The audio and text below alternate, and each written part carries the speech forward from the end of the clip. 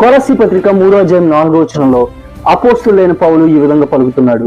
మనకు జీవమై ఉన్న క్రీస్తు ప్రత్యక్షమైనప్పుడు మీరును ఆయనతో కూడా మహిమయందు ప్రత్యక్షపరచబడుదురని అతడు పలకడం మనం చూస్తున్నాం.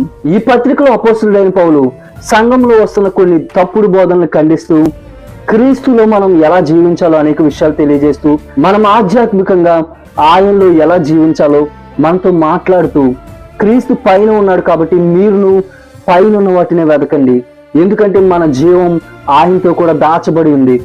ఆయన ప్రత్యక్షమైనప్పుడు మనము కూడా ఆయన మహిమలో ప్రత్యక్షపరచబడతామని అతడు మనకు తెలియజేస్తున్నాడు. అవును, ఈ రోజు ఆయనే మనకు జీవమై ఉన్నాడు. ఆయన తిరిగి రాబోతున్నాడు. ఆయన వచ్చినప్పుడు ఆయన తన మహిమలో మనల్ని ప్రత్యక్షపరుస్తాడు. ఆయన తన మహిమను మనకిస్తాడు. ఈ రోజు మనం ఎన్ని శ్రమలు అనుభవిస్తున్నా అవి కేవలం నీడ లాంటివి మాత్రమే. దానికి బహుమానంగా ఆయన ఉన్నతమైన మహిమను మనం పొందుకోబోతున్నాం. ఈ లోకంలో మనకున్న అవసరాలను ఆయన తీర్చగలడు. అంతకంటే ప్రాధాన్యంగా పర సంబంధమైన విషయాల కొరకు మనం కనిపెట్టాలి. అప్పుడు ఆయన మనకు ఈ లోక సంబంధమైన ఆశీర్వాదాలను ఇస్తాడు, పరలోక సంబంధమైన ఆశీర్వాదాలను ఇస్తాడు. అంతకంటే ముఖ్యంగా ఆయన తన రాకల్లో ప్రత్యక్షమైనప్పుడు మనకి తన మహిమనిచ్చి మనల్ని ఆయనతో పాటు కూర్చునబెడతాడు. కాబట్టి మనమందరం ఆయన వైపు చూద్దాం, పైన వాటి కొరకు కనిపెడదాం. అప్పుడు ఆయన ప్రత్యక్షమైనప్పుడు ఆయన మనల్ని తన మహిమతో నింపుతాడు. అటువంటి కృప దేవుడు మనందరికీ దయచేయును గాక. ఆమేన్.